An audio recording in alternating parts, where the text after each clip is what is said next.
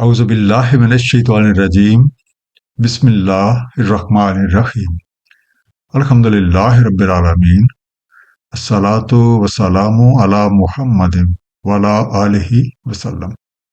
انشاءاللہ آج ہم سورہ بنی اسرائیل کے 11ویں رکوع کا مطالعہ کریں گے۔ اس سے پچھلے رکوع کا خاتمہ اس بات پہ ہوا تھا کہ منکرین حق میں ایسے لوگ بھی شامل ہیں جو داعی حق سے یہ مطالبہ کرتے ہیں کہ اگر آپ واقعتاً اللہ تعالیٰ کے رسول ہیں تو پھر آپ کے لیے سونے چاندی کا ایک محل ہونا چاہیے جس میں آپ ٹھاٹھ باٹھ سے رہیں، یا پھر آپ ہمیں آسمان پہ چڑھ کے دکھائیں اور وہاں سے ایک لکھی لکھائی کتاب جو ہے وہ لے کر آئیں جسے ہم بذات خود پڑھ سکیں۔ ایسے لوگوں سے کہہ دیا جائے کہ اللہ تعالیٰ کو تمہارے ایمان لانے کی خاطر ایسے کام کرنے کی کوئی ضرورت نہیں، اور جہاں تک میرا تعلق ہے میں نے تو کبھی بڑائی کا دعویٰ ہی نہیں کیا، بلکہ میں بھی تمہاری طرح ایک بشر ہوں۔ فرق صرف یہ ہے کہ مجھ پہ اللہ تعالیٰ کی طرف سے وحی آتی ہے اور میں اسی وحی کو تمہارے تک پہنچا دیتا ہوں۔ جو لوگ ظاہر کو ہی سب کچھ سمجھتے ہیں وہ رب کریم کی نشانیوں پہ غور و فکر نہیں کرتے، اس لیے حقیقت کو جاننے سے قاصر رہتے ہیں۔ آئیے مطالعہ قرآن کا آغاز اس دعا کے ساتھ کرتے ہیں کہ اللہ تعالیٰ ہم سب کو نبی پاک صلی اللہ علیہ وآلہ وسلم کے طفیل قرآن کریم کا صحیح مفہوم عطا فرمائے۔ سورہ بنی اسرائیل رکوع نمبر 11، جو کہ آیات 94 سے 100 تک ہے۔ بسم اللہ الرحمن الرحیم۔ وما منع الناس ان یؤمنوا اذ جاءہم الہدی، اور نہیں مانے ہوا لوگوں کو کہ ایمان لے آتے جب آ گئی ان کے پاس ہدایت، الا ان قالوا ابعث اللہ بشرا رسولا، مگر یہ کہ انہوں نے کہا کیا مبعوث فرمایا ہے اللہ تعالیٰ نے ایک بشر کو رسول۔ انڈرلائن لفظ ہے منع، جس کا مادہ ہے منع، میم نون عین، منع کیا، کام سے روکا ہوا یا کوئی ایسی رکاوٹ ڈال کے حاصل مقصود سے روک دیا گیا، پریونٹڈ۔ اب لوگوں کے پاس جب بھی پیغام حق پہنچتا ہے، ہدایت کی بات پہنچتی ہے، تو ان کے ایمان لانے میں سب سے بڑی رکاوٹ یہ بن جاتی ہے کہ اللہ تعالیٰ نے ایک بشر کے ذریعے سے اپنا پیغام بھیجا ہے، کیونکہ ان کی سوچ کے مطابق پیغمبر عام آدمیوں سے ہٹ کے کوئی الگ سی مخلوق ہونی چاہیے، جیسا کہ سورہ فرقان آیت نمبر 7 میں ارشاد ہے۔ اور یہ کہتے ہیں یہ کیسے ہو سکتا ہے رسول، یہ تو کھاتا ہے کھانا اور چلتا پھرتا ہے بازاروں میں، کیوں نہیں نازل ہوا اس کی طرف کوئی فرشتہ، سو ہو جاتا اس کے ساتھ تنبیہ کرنے والا۔ اور جب یہ لوگ اس پیغمبر کو اپنی سوچ کے موافق نہیں دیکھتے تو بجائے اس کے کہ پیغام حق پہ غور کریں، وہ پیغام لانے والے کی شخصیت کو ہی موضوع باعث بنا لیتے ہیں اور طرح طرح کے سوالات اٹھاتے ہیں، اور وہ یہ بھول ہی جاتے ہیں کہ رسول اسی قوم اور اسی معاشرے سے ہی اٹھائے جاتے ہیں اور وہ انہی کی زبان میں پیغام حق پہنچاتے ہیں، جیسے کہ سورہ ابراہیم آیت نمبر 4 میں ارشاد ہے، نہیں بھیجا ہم نے کوئی رسول مگر بولتا زبان اپنی قوم کی، تاکہ کھول بیان کرے ان کے لیے۔ تو بھٹکنے دیتا ہے اللہ تعالیٰ جو کوئی چاہتا ہے، اور ہدایت فرماتا ہے اس کو جو کوئی چاہتا ہے، اور وہی عزت والا حکمت والا ہے۔ قُل لَوْ كَانَ فِي الْأَرْضِ مَلَائِكَةٌ يَمْشُونَ مُطْمَئِنِّينَ، کہتے ہیں اگر ہوتے زمین میں ملائکہ چلتے پھرتے اطمینان سے لنزلنا علیہم من السماء ملک الرسولا، ہم ضرور نازل فرماتے ہیں پہ آسمان سے ایک فرشتہ بطور رسول. یمشونا، اس کا مادہ مشی، میم شین یہ، چلتے پھرتے، واکنگ.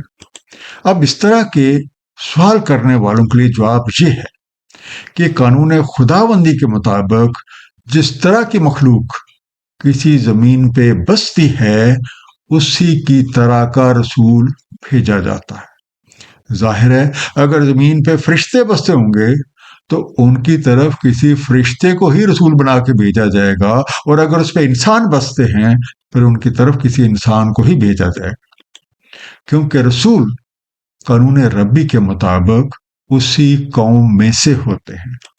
سورہ اعراف آیت نمبر 35 میں ارشاد ہے، اے بنی آدم اگر آئیں تمہارے پاس تم ہی میں سے رسول جو پڑھ سنائے تمہیں میری نشانیاں، تو جو کوئی تقوی کرے اور اصلاح کر لے تو نہ کوئی خوف اس پہ اور نہ کوئی غم. اصل بات رسولوں کے ذریعے بھیجے گئے پیغام پہ عمل کرنا ہے. کفا باللہ شاہدم بینی و بینکم، کہہ دیں کافی ہے اللہ تعالیٰ شاہد میرے اور تمہارے مابین.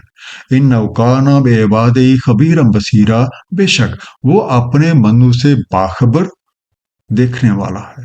شہیدہ، اس کا مادہ ہے شاہد، شین ہے دال، بطور شاہد گواہ، ایز اے وٹنس. اے دائی حق، ان لوگوں سے کہہ دیں تمہیں روح، وحی اور رسالت کے متعلق باتیں کھول کر بتا دی گئی ہیں. اس کے باوجود بھی اگر تم وحی علیہ یعنی قرآن کریم اور صاحب قرآن نبی پاک صلی اللہ علیہ وسلم پہ ایمان نہیں لاتے تو میرا تم پہ کوئی زور نہیں.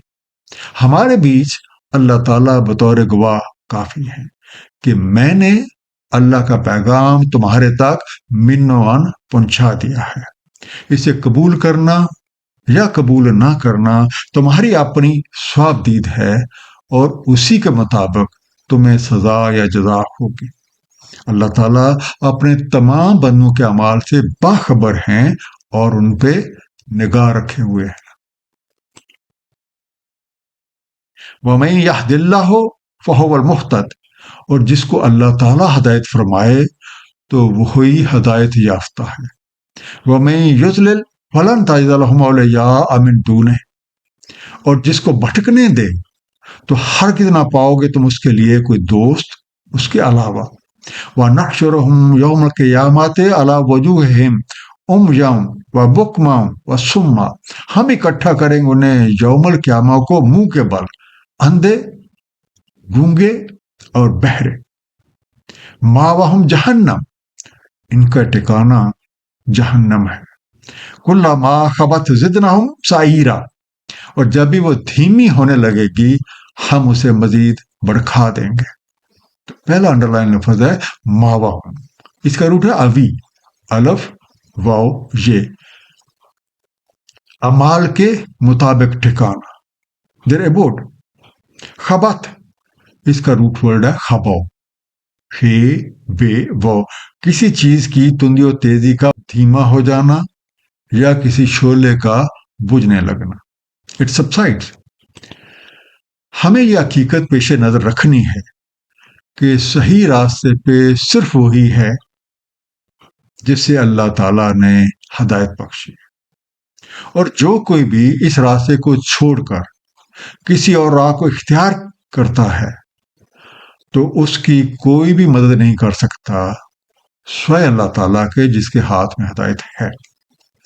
روز قیامت ہدایت سے منہ موڑنے والوں کو اوندے منہ لا کھڑا کیا جائے گا، اور اس دنیا میں عقل و فکر سے آری یہ لوگ اگلے جہان میں اندھے، گونگے اور بہرے اٹھائے جائیں گے. ان کا ٹھکانہ جہنم ہے، اور جب کبھی بھی اس جہنم کی سختی کم ہونے لگے گی اسے مزید بڑھا دیا جائے گا.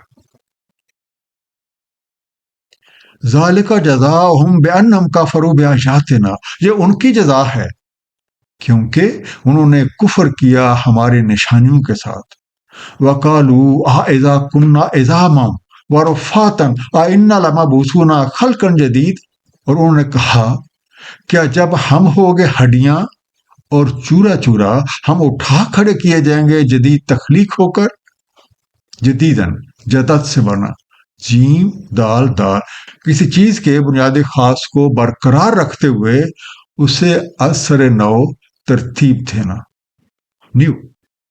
ان لوگوں کو سخت سزا اور تکلیفوں میں ڈالنے کی وجہ یہ ہے کہ انہوں نے اللہ تعالیٰ کی نشانیوں سے کفر کیا، رسولوں کی بات کو جھٹلایا اور اس حقیقت کا انکار کیا کہ انہیں مرنے کے بعد دوبارہ خلق جدید کر کے اٹھا کھڑا کیا جائے گا تاکہ وہ اپنے اعمال کی جزا پائیں.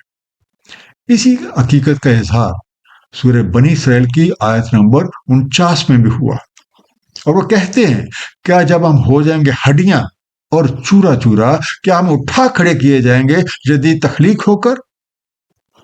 خلق جدید وہ حقیقت ہے جس کا کما حق جاننا ہم سب پہ لازم ہے. اولم یروا ان اللہ الذی خلق السماوات والارض. کیا وہ نہیں دیکھتے کہ اللہ تعالیٰ جس نے خلق فرمایا ہے آسمانوں اور زمین کو، قادر علی ان یخلق مثلہم، قادر ہے اس پہ کہ خلق فرما دے انہی کی مثل. وجعل لهم اجلا لا ریب فیہ، اور ٹھہرا رکھی ہے ان کے لیے ایک اجل، نہیں کو بدگمانی اس میں.